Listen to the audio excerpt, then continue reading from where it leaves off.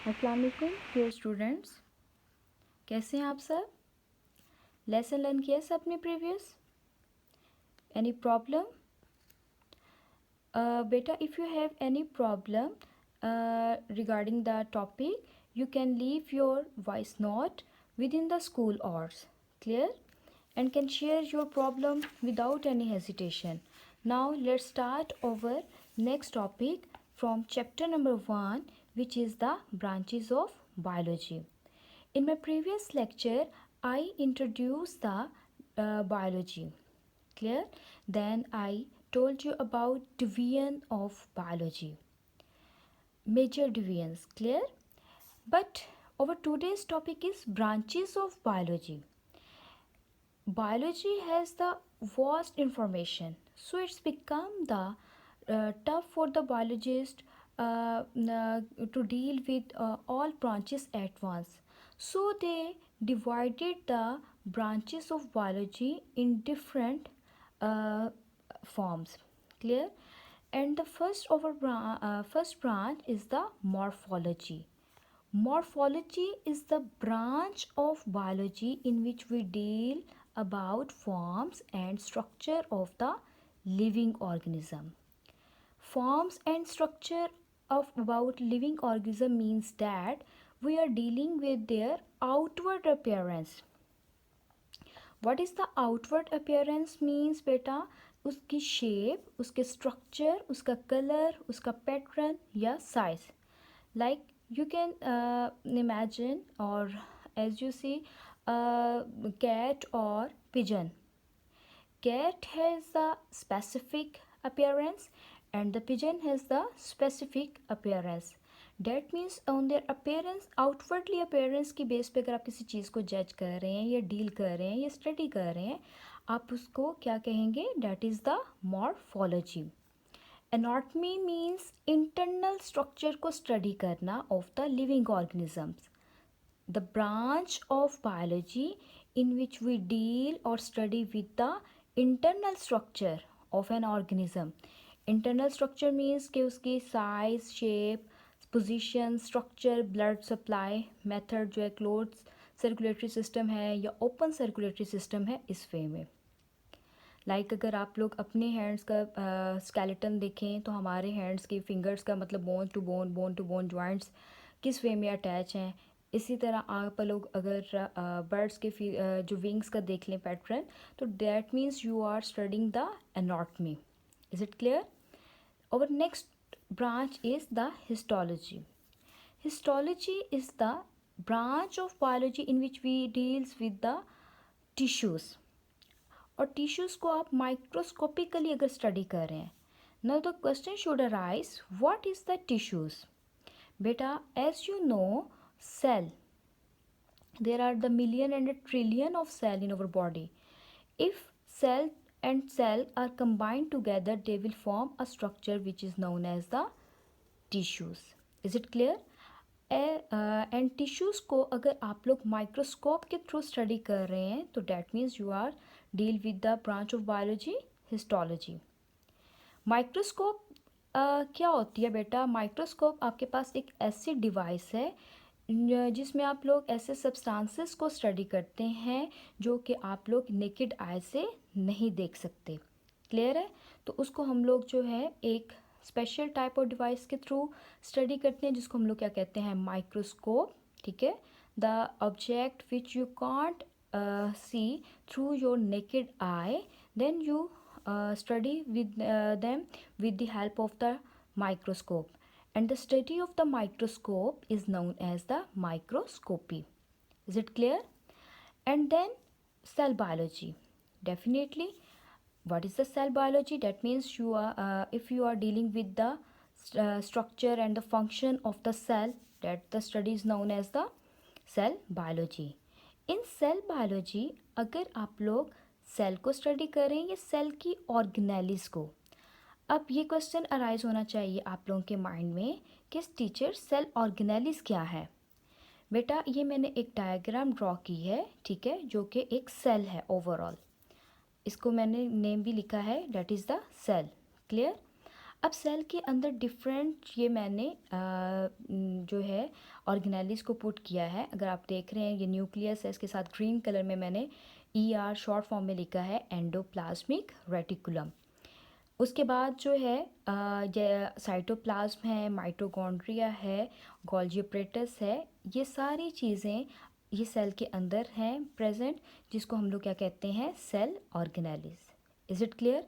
अगर मैं overall cell को स्टडी कर रही हूँ, उसके स्ट्रक्चर को देख रही हूँ और उसका फंक्शन को देख रही हूँ, तो फिर वो भी हमारे पास सेल बायोलॉजी है। या सेल ऑर्गेनेलिस को, कि न्यूक्लियस किस तरह का है, इसकी लोकेशन सेल के अंदर कहाँ है और इसका फंक्शन क्या है, इसकी कंपोजिशन क्या है। इसी तरह एंडोप्लाज्मिक रेटिकुलम ये कैसा है, इसकी पोजीशन क्या है, इसका स्ट्रक्चर क्या है, या साइटोप्लाज्म का फंक्शन क्या है। That study of the branch of biology is known as the cell biology. Clear है आप लोगों को? Any question? I told you in my starting, if you have any question you can ask. Clear? Over the next branch of the biology is the physiology. Physiology beta is the branch of biology in which we study about the different parts of the body and their function, ठीक है, of an organism. वो तो definitely bio की बात कर रहे हैं, तो हम लोग ऑर्गेनिजम्स की बात कर रहे हैं। क्लियर है? और next branch is the genetics. Genetics बेटा basically study of the jeans.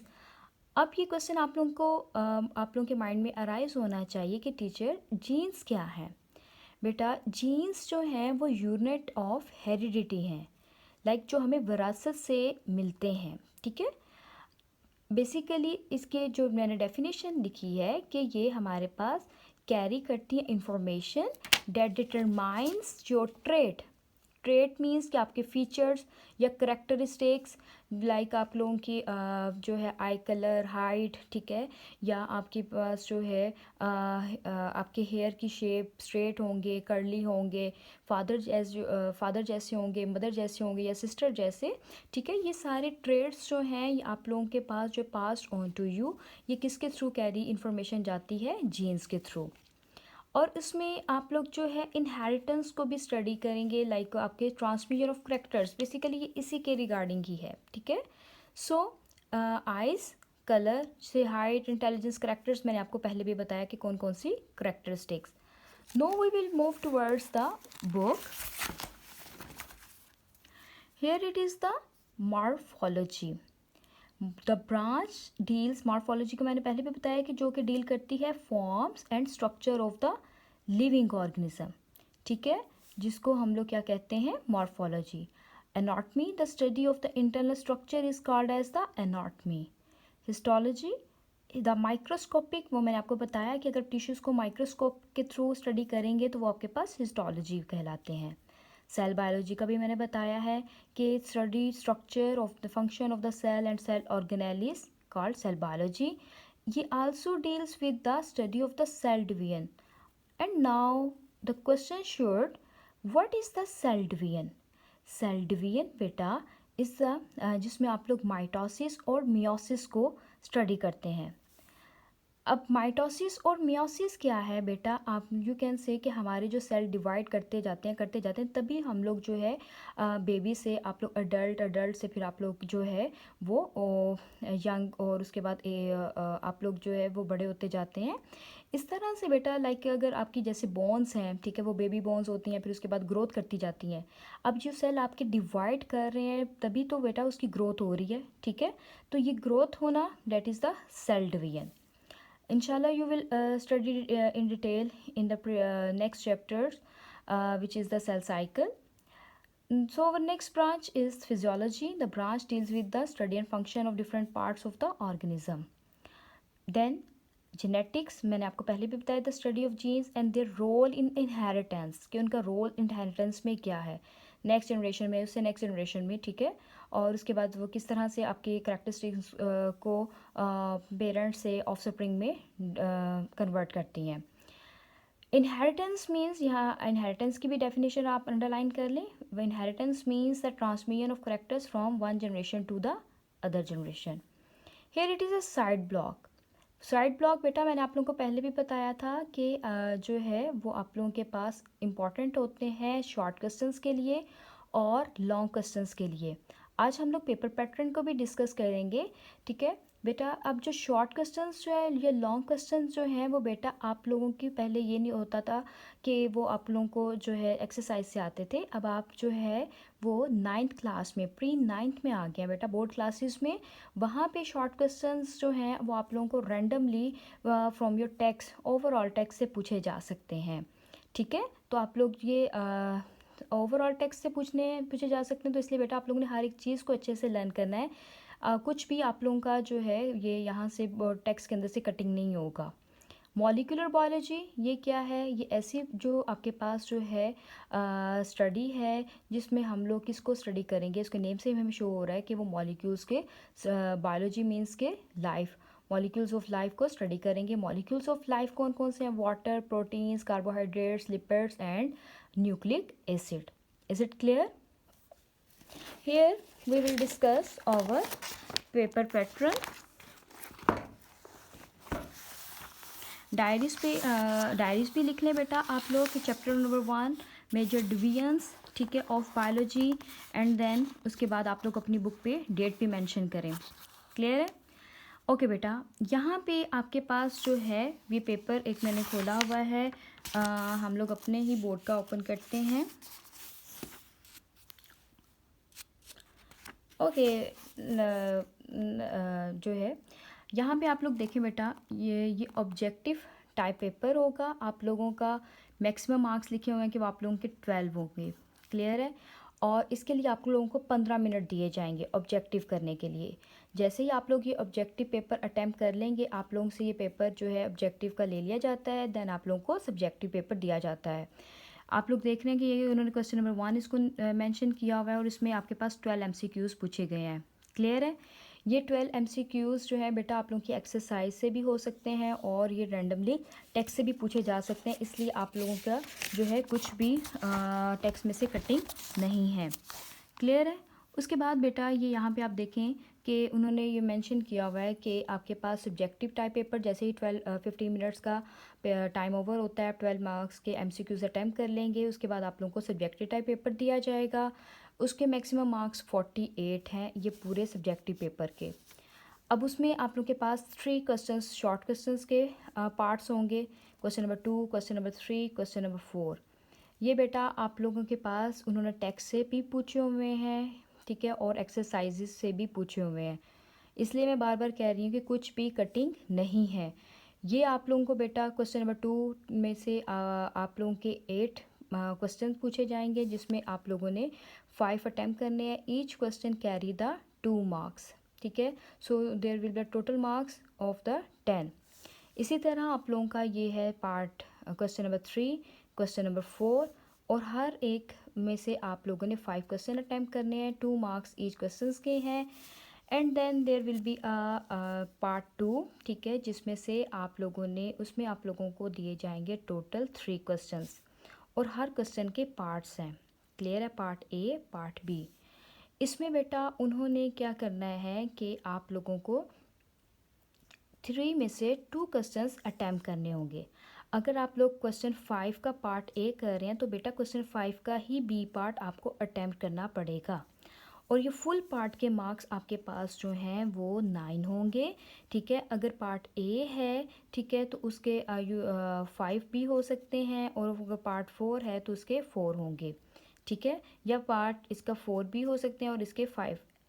तो ओवरऑल क्वेश्चन के मार्क्स आपके पास 9 होंगे, ठीक है। इसी तरह अगर आप 6 वाला क्वेश्चन करेंगे तो बेटा आप लोगों के पास जो है वो इसी तरह ए वाला करेंगे तो बी वाला ही, इसी का ही बी वाला करेंगे। 7 वाला कर रहे हैं तो इसी को आप ओवरऑल अटैम्प्ट करेंगे। क्लियर है? और 2 क्वेश्चंस करने हैं ना, मैंने कहा कि 5 और 6 है, 3 में से 2 करने हैं, तो 3 और each question carry the 9 marks, तो it will the 18 marks. Total आपके ये जो हैं 48 मार्क्स पूरे हो गए हैं। हाँ जी बेटा, अब आप लोगों को मैं कॉपीज डिटेल्स भी बता दूं, ठीक है। नेक्स्ट लेक्चर में मैं आप लोगों को होमवर्क असाइन करूंगी, सो आप लोग अपनी नोटबुक्स ले लें। आप लोगों की बेटा ये 4 टेस्ट कॉपीज़ होंगी, ठीक है, और 4 ही आप लोगों की होमवर्क और क्लास वर्क कॉपीज़ होंगी। टोटल आप लोगों की 8 नोटबुक्स होंगी। अब जो 4 टेस्ट कॉपीज़ लेनी है उसमें से बायो एंड केमिस्ट्री की आप लोगों ने एक ही कॉपी जो होगी वो बायो के टेस्ट लेके भी होगी और केमिस्ट्री के भी टेस्ट आप उसी नोटबुक पे अटैम्प्ट करेंगे। अब ये जो है इस पे आप फिज़िक्स के या उसके मैथ्स के नहीं कर सकते क्योंकि ये एक पैक के अकॉर्डिंग होंगे, ठीक है। या यहाँ पे कंप्यूटर भी लिख लें बेटा कि कंप्यूटर के टेस्ट भी अगर आपकी बायो नहीं है, केमिस्ट्री और कंप्यूटर के टेस्ट उसी नोटबुक पे होंगे। क्लियर है? ये नैरो लाइंस की आपकी नोटबुक होगी। फिर सेकंड नोटबुक आपकी फ़िज़िक्स और मैथ्स की होगी, वो भी नैरो लाइंस में होगी। इंग्लिश की पाक स्टडी अगर आपकी इंग्लिश में है देन वो भी आपकी नोटबुक नैरो लाइंस में होगी। इसी तरह उर्दू और इस्लामियत के जो टेस्ट होंगे वो ब्रॉड लाइंस होती हैं, ठीक है। आप लोगों ने ये टेस्ट कॉपीज़ की 4 आपकी ये टोटल हो गई। इसी तरह 4 आपकी होमवर्क कॉपीज़ होंगी और उसी के ऊपर आप लोग क्लास वर्क अगर मिल करवाया जाएगा उसी के ऊपर होमवर्क क्लास वर्क कर लीजिएगा। बायो की, केमिस्ट्री की वही नैरो लाइंस, ठीक है। यहाँ पे भी कंप्यूटर मेंशन कर लेते हैं कि अगर किसी बच्चे का कंप्यूटर है तो वो उस पर ही अटैम्प्ट कर ले। इसी तरह फिज़िक्स और मैथ्स, ठीक है, नैरो लाइंस। इंग्लिश और पाक स्टडी अगर आपकी इंग्लिश में है, अगर उर्दू में है तो वो उर्दू वाली नोटबुक पे आप लोग कर लेंगे।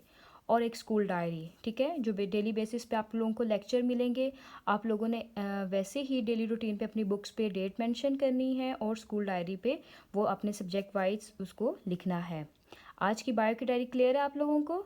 चैप्टर नंबर 1 एंड जो है आप लोगों की कहाँ से कहाँ तक डायरी दी थी मैंने आप लोगों को? Branches of the biology from morphology to the genetics, ठीक है। यहाँ तक आप लोग अपनी आज की डेट मेंशन कर लें।